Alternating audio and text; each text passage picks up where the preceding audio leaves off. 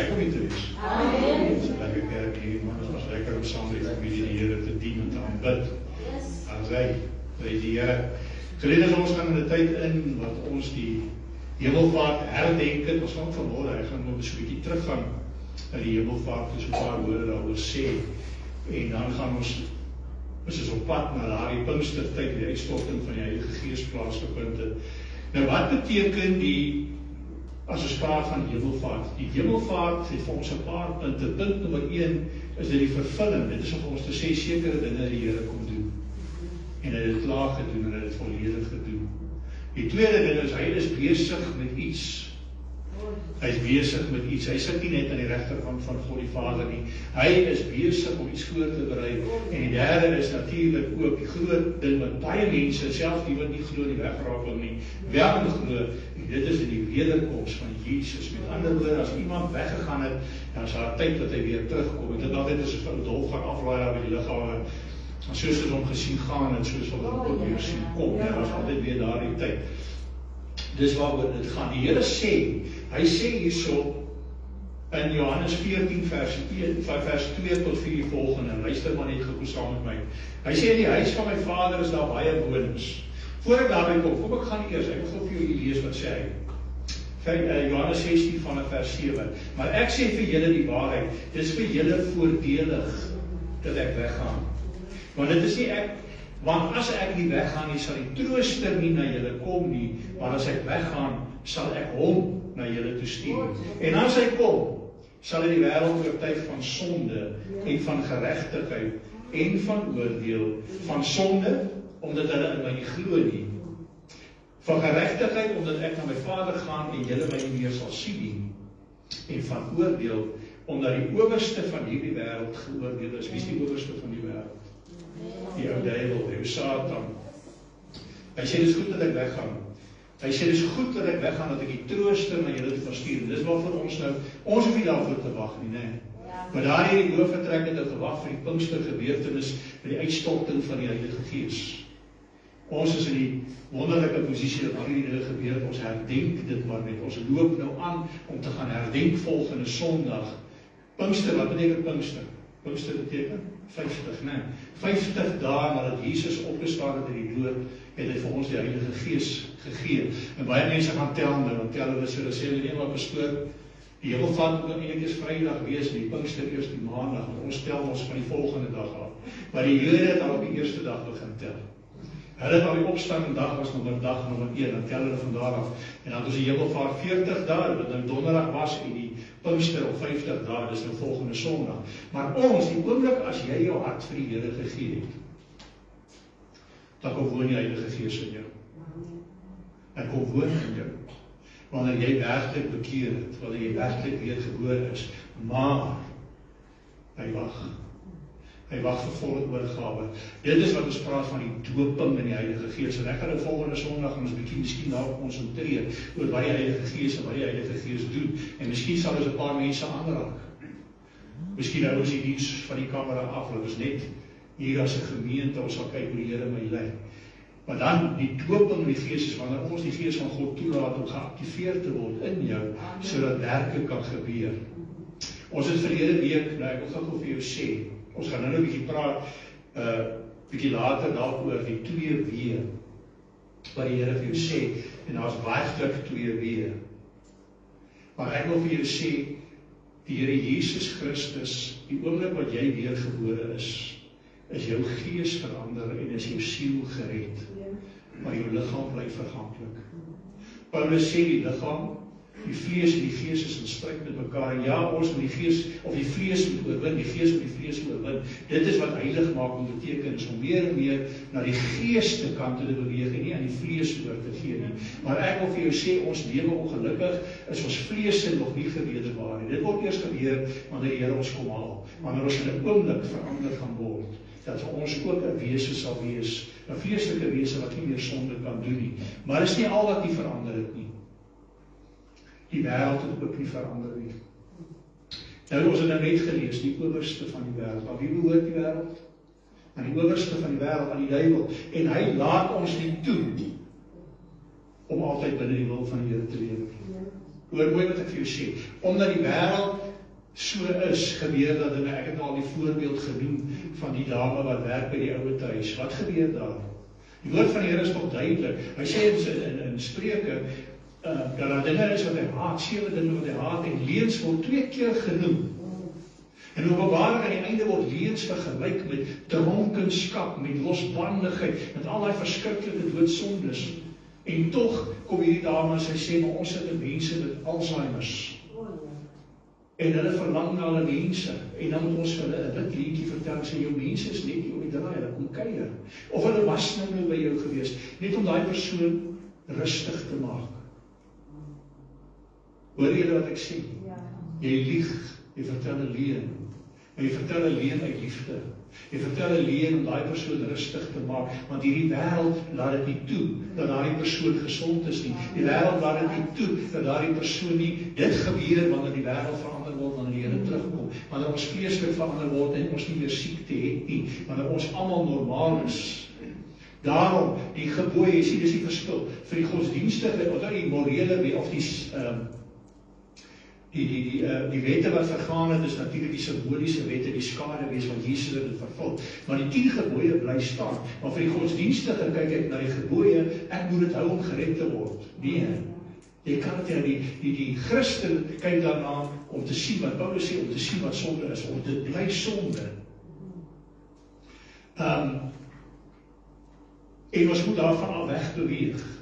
Maar dan besef ons, hoe het ons Jesus nodig, want die wêreld laat nie toe, daar die dame om nie te jok nie, terwille van die liefde. Jy ry die straat af, of jy blaai deur tydskrifte, of jy kyk na advertensies, of jy kyk op Facebook, en oral is daar vrouens wat nie altyd ten volle geklee is nie. Ons sê altyd, jy kyk nie, maar jy het gesien. En jy het klaar sonde gedoen, want die woord van die Bybel sê, as jy gesien het en vir 'n oomblik begeer het jy egbreuk gepleeg. Met ander woorde, dis 2 voorbeelde. Jy ry in die stad rond en jy vererg jou vir iemand, en jy in jou gedagtes vloek jy daai ou dalk. Jy het doodgeslaan. Ons lewe in 'n nie volmaakte wêreld nie, maar ons soms, nie as Christus nie. Die ou oor die breë weg, want ek gaan nou praat oor die breë weg en die nou weg. Die ou oor die breë weg loop, nee, dis al right, ek mag maar, ek wil weer sê, jy sê 'n kind van die Here nie. Maar jy ou op die smalpaadjie, kom die duiwel omdat hy die Here is van die wêreld, en hy gee vir ons ook struikelblokke, en waar ons per ongeluk ons oortree, en daar sê, die Here vergewe my, maar die wêreld laat dit nie toe nie. Ons het 'n verlede week gehad, dat hier genesings plaasgevind, en ek wil hier sê, en ek sê dit ook op kamera, ek stem nie daarmee saam, dat die reeds genees is. Die teks wat gebruik is wat die Here sê, of wat die woord van die Here sê, deur sy wonde is jy genees. Ek wil vir jou sê, jy is genees van die ewige dood. Jy is genees van die doderyk. Ek gaan nou meer sê oor die doderyk. Maar omdat ons in 'n onvolmaakte wêreld, met onvolmaakte vlees lewe, is daar siekte in die wêreld. Ek het net gesê wat die wêreld waar hy toe die volmaakte wêreld, die Here nog net begin, al wat ons nog het as erfgename, is nog net die Heilige Gees. Ons moet nog die bruiloft gaan hê, ons moet saam terugkom as volmaakte liggame, na 'n wêreld toe wat die Here volmaak gemaak het, waar daar nie meer siekte, waar daar nie meer peste in plaas nie, waar jy die gebooie van die Here kan hou, want die Here self is dan beheer. Dis is die volmaakte, dis die ware Sabbatse ryk vir 1000 jaar wat nog kom. Verstaan jy wat ek probeer sê? En daarom glo ek, ons kan bid vir mense om siek gesond te word. Soms is daar 'n wortel wat getrek word, soms is daar gees wat ons moet uitdryf, wat ons bevryding doen. Maar ons moet na die Here toe gaan. Maar hy sê die ouderling moet rondom kom en oor iemand bid. Ons moet oor daai persoon bid vir genesing. Ek wil daardie dinge regstel. Ek wil amper vra of enige genees is, maar kom ons los dit daar. Ons kan bid vir genesing vir die Here, ons moet bid vir genesing vir die Here, ons moet glo dat die genesing kom. Maar daar is nie daardie ding dat jy klaar genees, jy dan sal iemand siek wees, jy die volmaakte wêreld gaan iemand siek wees nie. Dit is die eerste ding wat ons het van die hemelvaart. Die Here sê, dit is goed dat ek weggaan, hoekom? Sodat jy die Heilige Gees kan ontvang, sodat jy onder mekaar kan getuig, sodat die kerk kan groei reg rondom die wêreld. Hy sê, ek kan dit nie alleen doen nie, as ek moes bly, ons moet dit alleen doen. Ek gaan weg, sodat julle die Gees van God kan ontvang. Sodat daai dinge, hy sê die dinge wat ek doen, Johannes 14, die dinge wat ek gedoen het, sal julle doen, en nog groter dinge. En julle gaan reg op die wêreld, en daai opdrag stem ek weer saam, ons moet gaan en disippels maak. Maar ek wil ook vir jou sê, die Here gebruik jou volgens jou talent. En die eerste wat gebeur het, help nie, jy gaan sê, ek moet nou vir mense van Jesus vertel. Daar is te veel wat ek doen, wat self nog by die Here uitgekom het nie. Dis hoekom hy sê in Matteus 7, baie gaan sê in my naam. Het jy dit duidelik, maar ek ken jou nie eers nie. Jy het mense na my toe sien, maar ek ken jou nie. Jou eerste opdrag is om self by my te kom. En dan sal die Gees van God jou openbaar. Ek is gered, daar's baie mense in my pad wat 'n pad geloop het, wat elkeen miskien 'n handjie in dit voor ek my hart vir die Here gegee het en daarna. Maar 'n film het gemaak dat ek na vir die Here gee. 'n Persoon het sy talent gebruik om 'n film te maak. En daardeur is my siel gered. En daai persoon gaan vra sodat die se siel eendag vir die Here se voete kan neersit en 'n ken nie eers nie. So die Here sal wel vir jou sê wat jou taak is. Moet jouself nie te veel bekommer daaroor nie. Gaan en gee oor aan die Heilige Gees. En hy sal openbaar aan jou hoe hy jou nodig het. Ek sou in my wildste drome kom dink 'n paar jaar terug, dat ek sal agter 'n podium staan en vir mense preek. Ek sal lekker gelag het vir jou. Maar die Here gebruik soos hy wil. Dis die een ding van die Hemelvader, dit is wat gebeur. Dan sê hy, in my Vader se huis, dit wat ek nou wil lees, Johannes 14, hy sê hier van vers 2, in die huis van my Vader is daar baie wonings. As dit nie so was nie, sou ek dit vir julle gesê het. Ek gaan om vir julle plek te berei.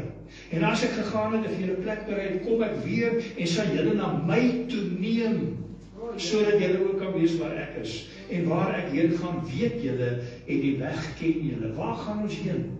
Daar is so baie mense wat ons stryd met die weg raak. Dat ons so toe gaan. Nou ek wil nie eens daaroor preek nie. Hierdie skrif sê vir jou, maak 'n mens plek gereed vir niemand nie.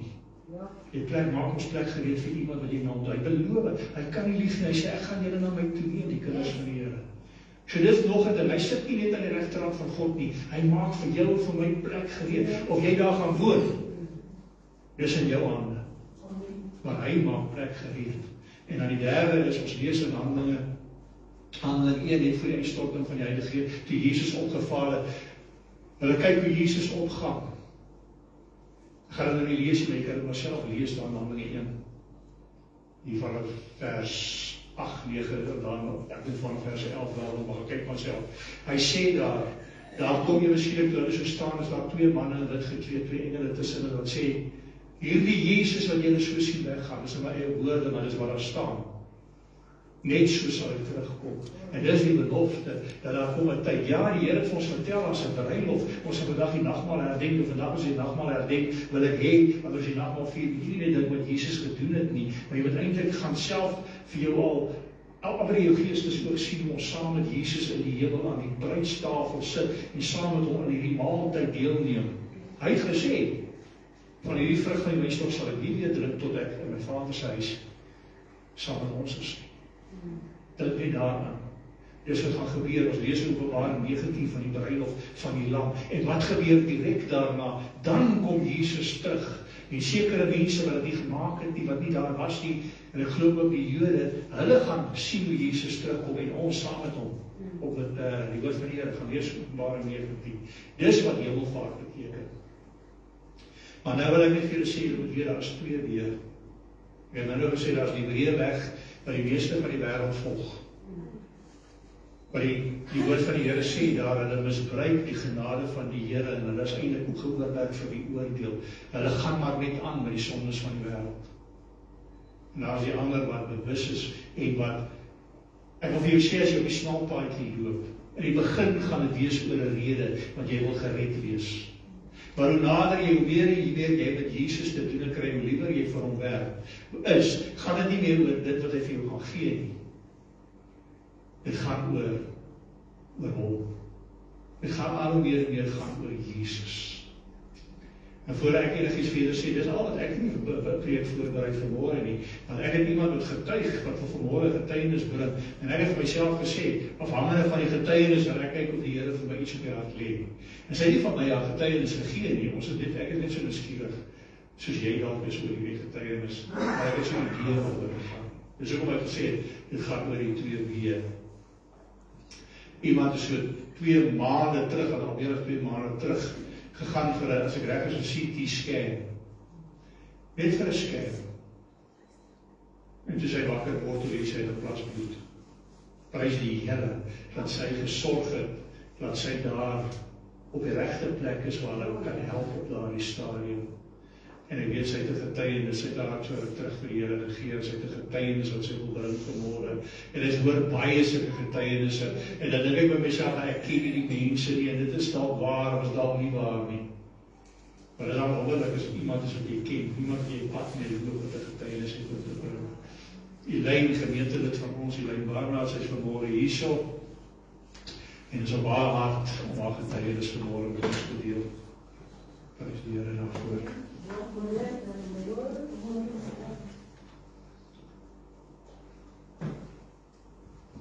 Dankie, Elaine. Môre julle almal, ek is so bly om hier te wees.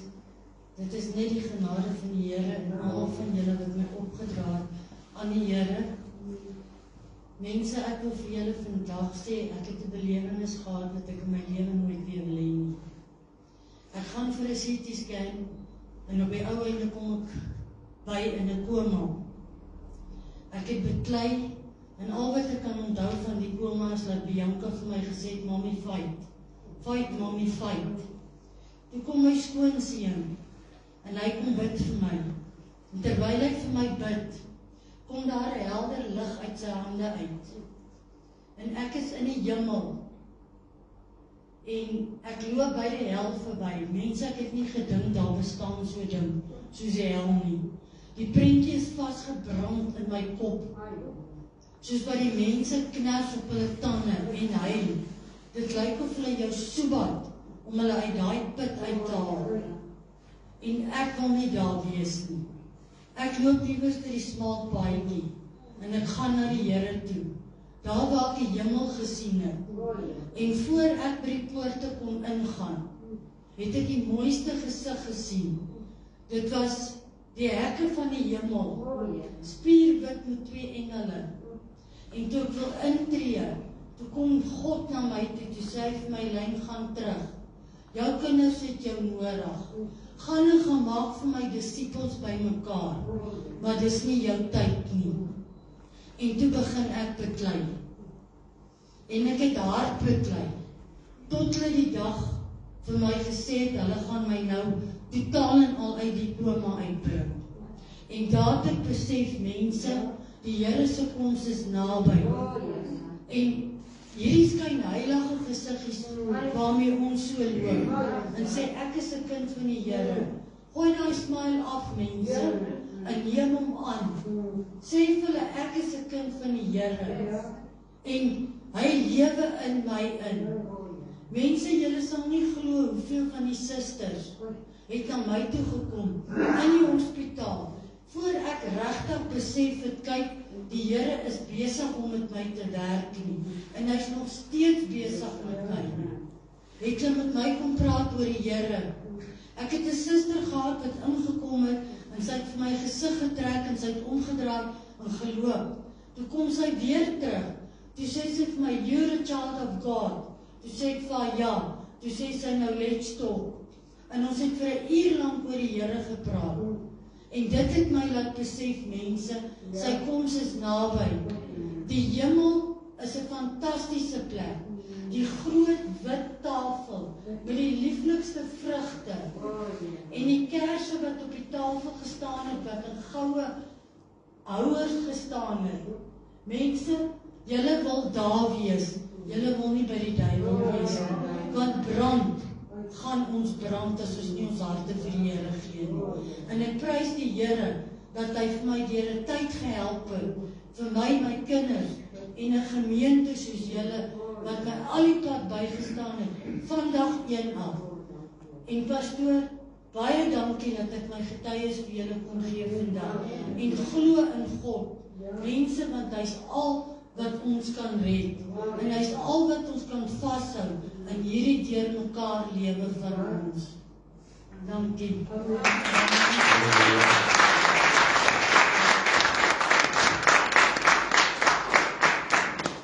Leid, ek wil vir jou sê, nie te dank, ek wil vir jou dankie sê.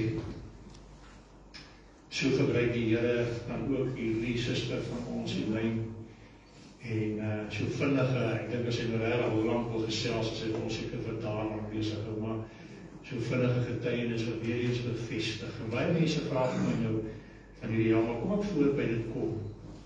Ek wil net vir jou lees, toe Jesus Christus, ons lees dit in Lukas 19, toe Jesus op daardie ou donkietjie inry,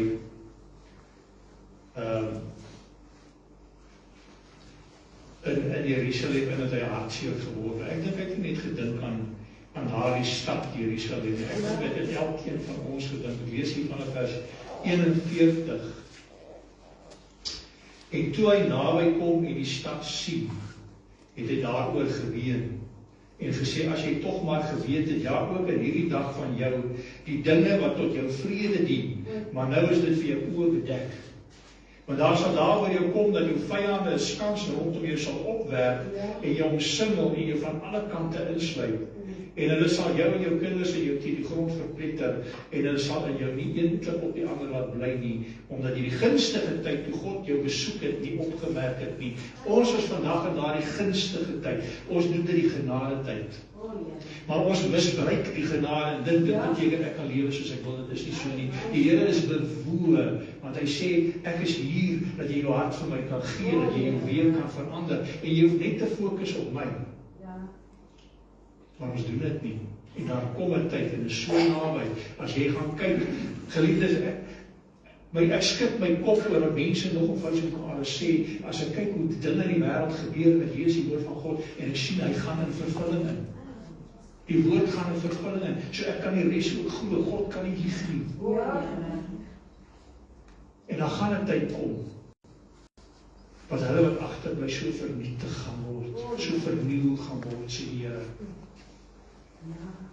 Kom, ek wil gou vir jou, ek wil vir jou gou lees hierso. Die Here is so reël, nie net oor die leider getuig het nie. Ek lees vir jou Johannes 5 vanaf vers 25, hoor mooi. Voorwaar, ek sê vir julle, voorwaar, ek sê vir julle, daar kom 'n uur en dit is nou, wanneer die dode die stem van die Seun van God sal hoor, en die wat dit gehoor het sal lewe, maar soos die Vader lewe in homself, so het hy die Seun ook gegee om self lewe in homself te hê. Dis nie wat ek wou lees, maar dit is interessant, en dat die Here dit ook vir my gee. En hy het hom mag gegee oor die oordeel onder die seun van die mense. Moenie julle hieroor verwonder nie, want daar kom 'n uur, wanneer almal wat in die graf is, sy stem sal hoor en sal uitgaan, en die wat gedoen het tot die opstanding van die lewe, en die wat kwaad gedoen het tot die opstanding van die veroordeling. Die bevestig ons net weer, ek sê weer, ek wil dit nie eers lees nie, maar die Here dit sommer net hier op my hart lê, wat sê, dan kom 'n tyd dat hy ons roep na hom toe. Wat ek wil lees is Johannes 15 vanaf vers 5. Hy sê, ek is die wynstok. Julle is die note. Wie in my bly en ek in hom, hy dra veel vrug. Want sonder my kan julle niks doen nie. Nou, ek wil gou net, voor ek verder lees, vir jou lees, ek is so lief vir die teks van Galasiërs 5, die vrug van die Gees. Van vers 22, hy sê, maar die vrug van die Gees, hoor mooi, is liefde, blydskap, vrede, lankmoedigheid, vriendelikheid, goedheid, getrouheid, sagmoedigheid, selfbeheersing. Teen sulke dinge is die wet nie, maar die wat aan Christus behoort, het die vlees met sy hartstogte en begeerlikhede gekruisig. Want dat wat ek vir jou sê, jy gaan al hoe weer die vlees kruisig. As jy kind is van die Here, as jy weergebore is, dis die pad van heiligmaking. Is wanneer jy die vlees meer en meer kruisig. Die groot gebod is liefde. Hy sê, dit is, sonder hom kan ons dit nie doen nie, maar hoor mooi, vers 6, as iemand in my nie bly nie, word hy uitgewerp soos 'n lood en verdroog. En hulle maak dit by mekaar en hulle gooi dit waar? Hulle gooi dit in die vuur en dit verbrand. Hy praat van ons, wat nie deur is, wat nie ingeënt is op Christus nie. Vers 7, as julle in my bly en my woorde in julle, sal julle vra wat julle wil hê en julle sal dit verkry. Hierin is my Vader verheerlik, dat julle veel vrug dra en julle sal my disippels wees. Hy sê ons sal vra en ons sal kry. Johannes 14 sê alles wat julle in my naam vra, sal ek doen, sodat die Vader die Seun verheerlik sal word. En dan kom mense sê, maar hoekom word my gebede nie verhoor nie? Omdat jy nie vra volgens die wil van die Here nie, omdat die wêreldse begeerlikhede nog nie gekruisig is nie. Ons vra vir wêreldse dinge. Maar wanneer ons begin vra, hoe meer en meer jy met Jesus te doen kry, hoe meer en meer vra jy die eenvoudige geestelike goed wat hy Here vir jou wil gee, en jy sal dit kry. Jy sal dit kry. Ek lees verder vers 9, soos die Vader my lief gehad het, het ek julle ook lief gehad. Bly in hierdie liefde van my. As julle my gebooie bewaar, sal julle in my liefde bly, net soos ek die gebooie van my Vader bewaar en in sy liefde bly. Dit het ek vir julle gesê, dat my blydskap in julle kan bly en julle blydskap volkome kan word. Hoor hoe hy sê, bly in my gebooie. Nou gaan hardloop almal altyd na die 10 gebooie toe. Hier sê die Here wat sy gebod is, vers 12. Dit is my gebod, dat julle mekaar moet lief hê, net soos ek julle lief gehad het. Liefde. As jy daai vrug van die Gees lees, by 9, as hy ook lees, dit kom neer op liefde. As jy na die gebooie, die 10 gebooie kyk, dan sal jy sien, dit kom ook neer op liefde. Dis ook die Here gesê, hier is die hele wet. Eerstens moet julle die Vader vir alles lief hê, die tweede wat hiermee gelei staan, julle moet julle naaste lief hê, soos julle self. Maar mense sê ons is kinders van die Here, maar ons kom nie hier by mekaar nie. Ons woon nie onder hulle byeenkomste nie by nie. Solank ek en my huisie net gered is ek happy. Ek is nie so seker jy is gered nie hoor. Want as jy waarlik in Christus is, dan sal jy 'n behoefte hê, 'n behoefte hê om vir mense te vertel. Jy sal 'n behoefte hê om te gaan en nog te leer. Jy sal 'n leerbare gees hê. Ek het eendag iemand gehad wat ook getuig het, wat besig was om te sterf, en hy praat van hoe hy uitgevoel hoe hy in die doderyk ingaan. Nou ek het hom maar aanvaar, miskien het hy maar net verkeerd gepraat. Want as jy in die doderyk ingaan, gaan jy hel toe. Gaan hulle nou vir jou verduidelik. Ongelukkig het baie mense kon ek nie reg help nie, want dis een van daai persone wat gou aanstoot neem, 'n gees van aanstoot. En dis ongelukkig die probleem. Ons moet begin bereid word om met mekaar te leer. Jy kan elke dag nog leer, jy moet 'n leerbare gees hê. Dis wat liefde is. Liefde beteken dat ons mekaar help. Dit is wat Hebreërs 10 sê. Vermy nie, versuim nie om die onderlinge byeenkomste by te woon nie. Veral nie in hierdie laaste dae nie, want ons moet mekaar oprig. Ons moet mekaar help, ons moet mekaar leer. Ons moet vir mekaar bid. Ons gesin, ons is 'n familie. 'n Familie kom ons by mekaar. Prys die Here daarvoor. Groter liefde het niemand, vers 13, groter liefde het niemand as dit nie, dat iemand sy liefde of sy lewe vir sy vriende gee. En dit is nie net Jesus Christus aan die kruis nie, dis ook jy en ek, wat die wêreld kruisig en sê nee, ek kruisig daar die lewe ter wille van my vriende, ter wille van hulle wat ek lief het. Julle is my vriende en as julle alles doen wat ek julle beveel. Julle is my vriende. Gaan kyk 'n bietjie in Lukas 16, waar die Here die gelykenis vertel van Lazarus en die ryk man. Nou baie mense glo dit het regtig gebeur. Nee, dit het nie gebeur nie, want die Here het vir my geopenbaar. Dis die een rede. Die tweede rede is Jesus het vir die eerste keer die hel gesien. Toe hy gordyn geskeur het, hy die dood oorwin het. Tot toe was hy nog nooit in die hel nie. Hy het 'n gelykenis vertel, maar hy gaan en hy praat van die ryk man en Lazarus. Die ryk man, waar is die ryk man? Hy is in die doderyk, maar hy is in die plek van smarte. Waar is Lazarus? Hy is ook in die doderyk. Daai doderyk is toe nog nie opgebreek, hy gaan nou daarby kom, maar hy is by die boesem van Abraham. Baie mense sê vir my, "Jo, dis dan verskriklik. Ek wil nie hemel toe gaan nie. Ek wil nie sien hoe mense heeltyd ly nie. Ek gaan nou vir jou sê, jy gaan dit nie sien nie. Ek gaan jou nou vertel hoekom nie." Maar op daai stadium was dit so. Maar die Here gee 'n naam vir Lazarus. Hoekom? Hy sê want hy is my vriend. Hy gebruik sommer sy vriend Lazarus se naam. Dis my vriend. As jy in Christus is jy my vriend. Ek noem jou by die naam. Ek ken jou by die naam. Kom ek verduidelik gou vir u wat die hel vir jou bestaan. Baie mense sê, hoe kan die Here ons daar in so 'n plek toestuur? Die Here het in die begin toe hy geskep het, was daar die volmaakte skepping. Ons was in die paradys met onverganklike liggaam. Hoekom? Want daar was 2 bome in die middel van die tuin. Die boom van die lewe, as jy daarvan geëet het, jy vir altyd gelewe, daarvan mag jy geëet het. En die boom van kennis goed en kwaad, wat jy nie van mag eet nie, as jy dit sou eet, sal jy sekerlik sterf, vir die Here gesê. En wat gaan doen Adam en Eva? Die eet van daardie boom. En nou die Here 'n dilemma. Waar stuur ek hulle as hulle eenmaal sterf? Hulle het onmiddellik geestelik gesterf, hulle gees het onmiddellik dood gegaan, hulle het onmiddellik buite die guns van God geval, want hy en sonde is nie versoenbaar nie. Maar vleeslik moes er nog voortbestaan dat die mens kan ontstaan, dat die mense weer kan word, maar hulle sou uiteindelik sterf. En hy maak 'n plek waar al die dode heen gaan. Hulle wat verlore is, die plek van smarte. Hulle wat heilig is, die boesem van Abraham. Maar daar is nog steeds een plek. Jesus Christus moet die dood oorwin, sodat daai plek oorwin kan word. En daar is een plek in die Bybel wat jy daarvan lees, en dit is in Matteus 27. Die enigste plek in die Bybel waar jy lees wat gebeur het. En dit is met Jesus net toe hy sterf. Ek lees hier vanaf vers 50, vanaf vers 50. Daarom het Jesus weer met 'n groot stem geroep en die fees gesterf. En kyk, die voorhangsel van die tempel het in twee geskeur, van bo tot onder, en die aarde het gebewe en die rotse het geskeur, en hoor mooi, en die grafte het oopgegaan, en baie liggame van die ontslape heiliges het opgestaan, en na sy opstanding het hulle uit die grafte uitgegaan, en in die heilige stad ingekom, en aan baie verskyn. Die grafte het oopgegaan, en nadat Jesus opgestaan het, het baie van die heiliges ook opgestaan.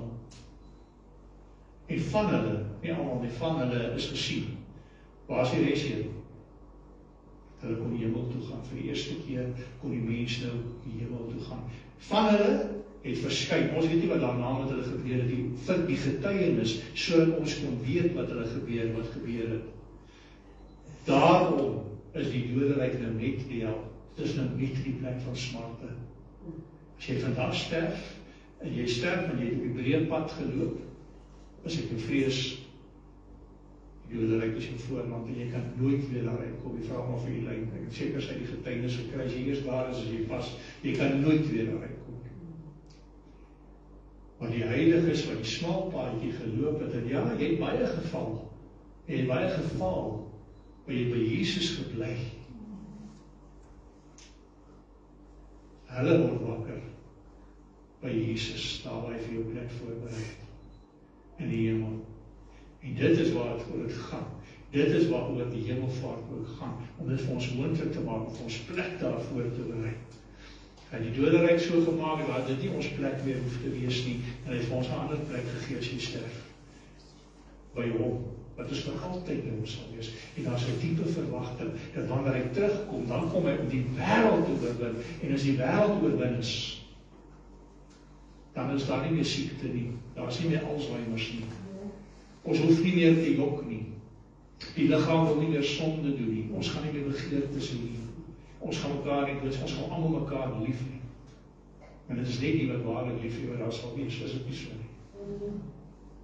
En dis waarvoor ons ook daarom sê, as ons vandag hierdie nagmaal gebruik, wat ek nie net hê, jy moet dink aan wat Jesus gedoen het in die kruis, dit is baie belangrik, ja. Maar ek wil ook hê, jy moet visualiseer, hoe ons saam met hom by die Vader is, aan daardie wit tafel, daardie tafel wat sy beskryf het, die Here vir my gewys het, 'n geestesbeeld, voor ek in die bediening ingegaan het. Pragtige tafel, lang tafel. Mooiste kandelaar en mooiste eetgerei. Dinge daar wat jy eintlik nie kan beskryf, en ek het weer so gesien, ek het nog gesien in die geestesbeeld. En die Here sê, ek het vir jou plek voorberei. Ek het vir jou plek aan die tafel voorberei, ek het vir jou woonplek voorberei. Die vraag is, wil jy daar wees? En ek wil sê, as meer mense daar wil wees, as hierdie gebou stampvol, het ons nodig gehad om 'n kerk te bou. Nie omdat die kerk is, die kerk van die Here is almal wat aan hom behoort, maar mense sal graag saam die Here wil dien, en saam die Here wil aanbid. Dink daaroor, dat ek jou ook weet dat hierdie dag gaan, hierdie week. Kyk hoe die Here vir die lyn gebruik, dis wat ek nou gesê het. Jy hoef net oor te gee die Here en hy gebruik jou. Baie keer as jy omstandighede nie so lekker nie hoor. Maar die Here gebruik nog steeds mense en hulle getuienisse om ander van ons te bemagtig, te bekragtig, die geloof te stig, mense na die Here toe te lei. Amen. Amen. Ek gaan 'n geleentheid gee dat ons die nagmaal gebruik, want wat ek vir julle gesê het, hou die kamera aan. Ek wil hê mense moet saam beleef, maar ek wil hê jy moet elke keer soos die Here jou lei, kom kry vir jou die tekens of bedien iemand as jy wil. Ons herdenk die bloed van Christus, toe hy gesterf het vir ons, sy bloed het vir ons gevloei, sy liggaam het vir ons gebreek het. Hy het gesê, jy sal nooit weer honger ly nie. Hy sê, jy sal nooit weer dors hê nie. Hy sê, hierdie bloed was jou skoon, jou sondes voor af. Reinig my jou van binne na buite, maar ek wil vir jou dit sê, wat Paulus ook gesê het, daar's 2 dinge wat jy moet onthou. Punt nommer 1, as jy iets teen iemand het, hoe kan jy verwag die Here? Gaan lees veral Matteus 18, en dan gaan lees veral die laaste. As jy iets teen iemand het en hom nie kan vergewe nie, hoe verwag jy die Here met jou vergewe? Dan kan jy die tekens nie lees nie. Maak reg, vergewe, maar nie net dit nie. Wat is die opdrag? Wat is die gebod van Jesus? Ek het net gesê liefde, nee, liefde. En dit beteken ook dat jy ander lief genoeg sal hê, dat sy siel vir jou ook belangrik is. Te veel mense solank ek nie gered is. Jy moet wakker lê oor ander mense se siele. En veral daardie wat dalk vir jou kwaad is oor iets. Dis hoe Paulus gesê het, as iemand iets teen jou het, maak dit reg. Ek het dit vanmôre weer gedoen, as iemand wat iets teen my het, en ek het nie eens gedoen waarvan ek beskuldig word nie, maar ek het op 'n punt gekom waar ek maar net sê, weet jy wat, as jy die waarheid nie wil glo nie, vergewe my ten minste maar net. En ek doen dit nie sodat ek gered kan word nie, ek doen dit sodat jy, wat hierdie haat en hierdie wrok het, kan gered word. Dis hoekom ek vir jou vra, ter wille van jouself. En dis wat die Here vanmôre vir ons sê, as iemand iets teen jou het, nie net die mense vergewe nie, maar maak ook reg met daardie mense. As hulle bereid is om reg te maak, reg, as hulle nie bereid is om reg te maak nie, dan kan jy aan in onskuld was. Maar ter wille, dis hoe die woord van die Here ook sê, dit vir mekaar se sondes. As ek vir Johanna se sonde, skies Johanna gebruik hier as 'n voorbeeld, as ek vir die sonde van Johanna sou bid, gaan dit nie dat ek gered kan word, dit gaan dat sy gered kan word. En die woord van die Here in Johannes 5 sê, en hulle sonde sal hulle vergewe word. So jy daai persoon kan vryspreek, sal hulle sonde vergewe word. As jy daai persoon sê, hoor hierso, spreek my vry of hy nie wil nie, maar ten minste jy uitgereik na daai persoon. Hou dit in gedagte wanneer ons deelneem aan die sakramente van die Here, want dit is ook heilig. Prys die Here. Ek vra vir julle, neem daaraan deel, en dan gaan ons nou, en daar's tyd, dan gaan ons nog so vinnig 'n liedjie of 2 sing aan die einde, en daarna sal ons vergader en verder gesels. Prys die Here, kom kyk vir julle. Terwyl julle soms geloop, gaan ek net so gebed doen, waar ek vir die Here vra, dierbare Vader, ek vra vir U, dat U hierdie tekens sal seën in ons liggaam, en dat U die hande sal seën wat dit voorberei het, en dat U die gebruikers daarvan sal seën. Ons bid dit in Jesus naam. Dankie vir dit wat U vir ons gedoen het. Dankie wat U besig is om vir ons te doen, en dankie ook dat U vir ons nog gaan doen. U is almagtig, alomteenwoordig en alwetend. Ons dank U daarvoor. In Jesus naam. Amen. Amen.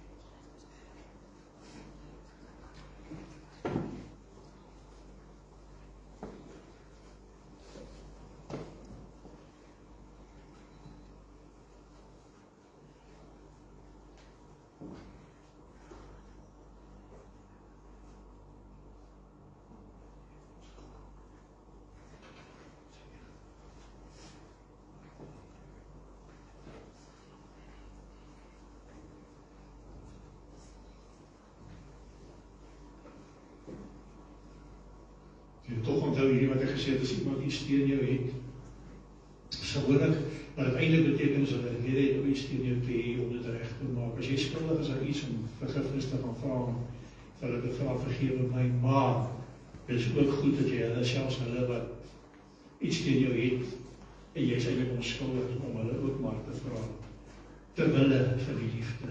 Maar dit is nie 'n voorwaarde nie. Die voorwaarde is dat as iemand regtig iets teen jou het, jy iets aan daai persoon gedoen, om vir daai persoon te vra. Ten minste te vra, dit is sy keuse of hy jou vergewe. Want ten minste net te vra, asseblief vergewe my daarvoor. En as jy kan regmaak, om dit reg te maak. In Matteus 18 lees ons, hierdie man het die koning baie geld geskuld. En hy wou 'n reëling gaan tref, hy het vir die koning gevra, en wat het die koning gedoen? Die koning het sy skuld heeltemal afgeskryf. Dis wat vergifnis is. Baie mense dink vergifnis beteken, sy reg, gaan jy vergewe, maar jy moet eers betaal wat jy beskuld. Dis wat daai tweede ou gedoen het, en die Here gesê, nee, dis nie hoe dit werk. Die vergifnis beteken, jy vergewe, jy spreek vry, en jy skryf dit oor daai persoon en jy niks verskuldig nie. Vergifnis beteken daai persoon en jy niks meer, as jy niks verskuldig nie, prys die Here. Gebruik asseblief die nagmaal, eer van die Here.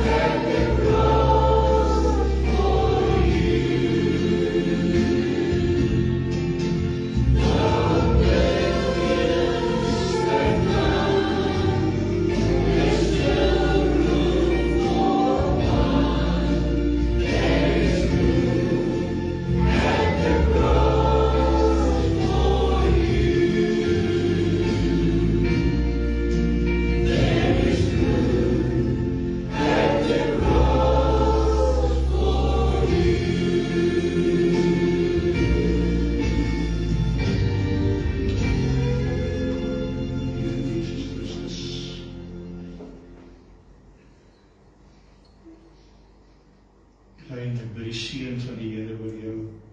Mag die Here jou seën en jou behoed. Mag die Here jou weer voor jou oopmaak, vir jou weer wys.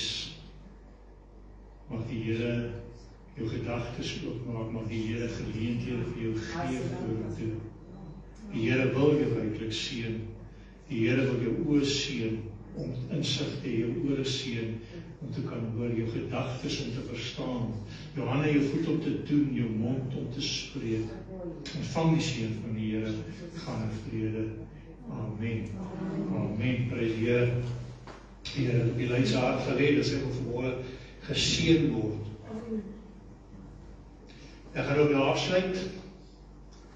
Julle ook net die seën van die Here uitspreek en daarna dan kan ons 'n bietjie tee gaan drink, wie wat wil tee drink. Prys die Here, ontvang die seën van die Here. Die Here sal jou seën en jou behoed. Die Here sal sy aangesig oor jou skyn, oor jou en jou genadig wees. Die Here sal sy aangesig oor jou verhef en aan jou vrede gee. Ontvang hierdie seën. Jy moet dit glo om dit te kan ontvang. Prys die Here. Amen. Amen. Gaan in vrede. Amen.